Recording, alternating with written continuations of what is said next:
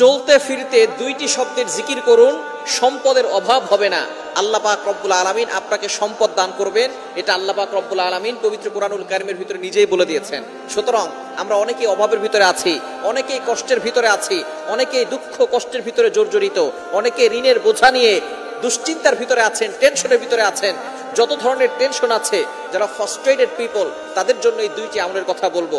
আমি নিজে করে উপকার পেয়েছি, যাদেরকে এই আমলগুলো বলেছি তারাও অনেকটা উপকার পেয়েছে, এবং নবীজি সাল্লাল্লাহু আলাইহি সাল্লাম নিজেই কথা জানিয়ে দিয়েছেন উপকারের কথা। আল্লাহ পাক রব্বুল আলামিন নিজে বলে দিয়েছেন। আপনি চলতেছেন ফিরতেছেন, ওযু ছাড়াও আপনি আমলগুলো করতে পারবেন। একেবারে সহজ দুইটি আমল। নাম্বার 1, এক নাম্বার আমল হচ্ছে ইস্তেগফার। আস্তাগফিরুল্লাহ, আস্তাগফিরুল্লাহ, আস্তাগফিরুল্লাহ। এই শব্দ কি অনেক কঠিন। আস্তাগফিরুল্লাহ পারে না এটা কিন্তু কোনো মুসলমান নাই যারা আস্তাগফিরুল্লাহ পড়তে পারে না। সবাই আমরা আস্তাগফিরুল্লাহ পড়তে পারি।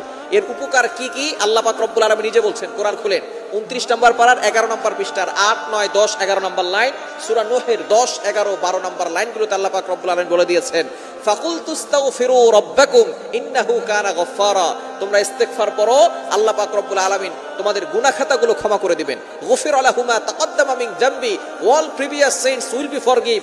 বান্দার সব গুনাহ আল্লাহ পাক রব্বুল আলামিন ক্ষমা করে দিবেন। নাম্বার 2, আল্লাহ পাক রব্বুল আলামিন কি কি পুরস্কার দিবেন সেটা বলতেছেন। ইন্নাহু কানা গফফারা ইউরসিলিস সামাআ আলাইকুম মিদরারা। বৃষ্টি হচ্ছে না, দুর্ভিক্ষ পড়ে গেছে, ইস্তেগফার পড়েন, আল্লাহ পাক রব্বুল আলামিন বৃষ্টির ব্যবস্থা করে দিবেন, দুর্ভিক্ষ দূর করে দিবেন। আলাইকুম মিদরারা ওয়া ইউমদিদুকুম বিআমওয়ালি ওয়া বানিন। সন্তান নাই, ইস্তেগফার আমল করেন, আল্লাহ সন্তানের ব্যবস্থা করবেন। সম্পদ নাই, আল্লাহ পাক রব্বুল আলামিন এই আয়াতে বলছেন সম্পদের ব্যবস্থা করবেন। ওয়াজআল্লাকুম জান্নাতি ওয়াজআল্লাকুম আনহারা। আল্লাহ তাআলা জান্নাত দিবেন, জাহান্নাম থেকে মুক্তির ব্যবস্থা করবেন। সুতরাং ইস্তেগফারের আমল করার দরকার আছে না? চলতে ফিরতে আস্তাগফিরুল্লাহ, আস্তাগফিরুল্লাহ, আস্তাগফিরুল্লাহ বেশি বেশি পড়বেন। নবীজি সাল্লাল্লাহু আলাইহি ওয়াসাল্লাম আরো জানিয়ে দিয়েছেন, মান লাযিমাল ইস্তিগফার জাআলাল্লাহু লাহু মিন কুল্লি যিকিন মাখরাজা। যে ব্যক্তি ইস্তেগফারের সাথে আঠার মতো লেগে থাকে, আল্লাহ পাক রব্বুল আলামিন তাকে সকল ধরনের দুর্ঘটনা, অ্যাক্সিডেন্ট থেকে হেফাজত করেন। মান লাযিমাল ইস্তিগফার জাআলাল্লাহু লাহু মিন কুল্লি যিকিন মাখরাজা। আল্লাহ পাক রব্বুল আলামিন তার জন্য রাস্তা বের করে দেন, কঠিন বিপদ থেকে তাকে হেফাজত করেন, দুশ্চিন্তা দূর করেন, টেনশন দূর করেন। সুতরাং ইস্তেগফার হচ্ছে এমন একটি আমল, এই আমলের মাধ্যমে আপনার সকল অভাব, কষ্ট, দুশ্চিন্তা, টেনশন, ডিপ্রেশন সবকিছু আল্লাহ পাক রব্বুল আলামিন দূর করে দিবেন। এক নাম্বার হচ্ছে ইস্তেগফার। নাম্বার 2, দ্বিতীয় নাম্বার আমল হচ্ছে দুরূদ শরীফ। দুরুদের ভিতরে সবচেয়ে ছোট্ট দুরূদ হচ্ছে সাল্লাল্লাহু আলাইহি ওয়াসাল্লাম, এটাও পড়তে পারেন। আবার দুরুদ ইব্রাহিম হচ্ছে সর্বশ্রেষ্ঠ দুরুদ। দুরুদ ইব্রাহিম যেটা আমরা নামাজের ভিতরে পড়ি, এটাও পড়তে পারেন। তবে আপনি দুরুদ সাল্লাল্লাহু আলাইহি সাল্লাম, আপনি হাঁটতেছেন, চলতেছেন, আপনি চড়তে ফিরতে এই সাল্লাল্লাহু আলাইহি সাল্লাম, সাল্লাল্লাহু আলাইহি সাল্লাম এটা পড়বেন।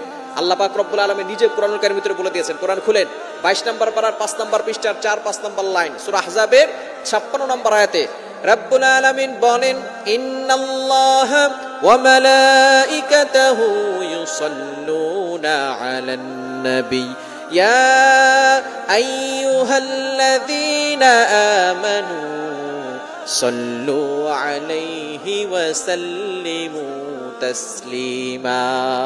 আল্লাহ পাক রব্বুল আলামিন নিজে বলছেন, ইন্নাল্লাহা ওয়া মালাইকাতাহু ইউসাল্লুনা আলান নবী। আমি আল্লাহ দুরুদ পড়ি, ফেরেশতারা দুরুদ পড়ে। সুতরাং ঈমানদারগণ তোমরাও দুরুদ পড়ো। আল্লাহ দুরুদ পড়েন মানে আল্লাহ নবীর উপরে রহমত নাজিল করেন। ফেরেশতারা দুরুদ পড়েন মানে ফেরেশতারা রহমতের দোয়া করেন। এবং আল্লাহ পাক রব্বুল আলামিন মানুষদেরকে বলে দিয়েছেন, তোমরাও নবীর প্রতি দুরুদ পাঠ করো। যারা দুরুদ পড়বে আল্লাহ অভাব দূর করে দিবেন, কষ্ট দূর করে দিবেন, দোয়া কবুল করে নিবেন। সন্তানের ভিসা হচ্ছে না, ভিসার ব্যবস্থা করবেন। সন্তান কথা শোনে না, দুরুদ শরীফ পড়ে দোয়া করেন, আল্লাহ পাক রব্বুল আলামিন দোয়া কবুল করে নিবেন। অনেক সন্তান এমন ভাবে পিতামাতার অবাধ্য হয়ে যায়, আপনি দুরূদ শরীফের আমল করেন, পিতামাতার বাধ্য হবে সেই সন্তান। শুধু তাই নয়, আল্লাহ পাক রব্বুল আলামিন সকল দুঃখ কষ্ট দূর করে দিবেন। এজন্য এই ইস্তেগফার আর দুরূদ শরীফের আমল করতে পারবো তো ইনশাআল্লাহ।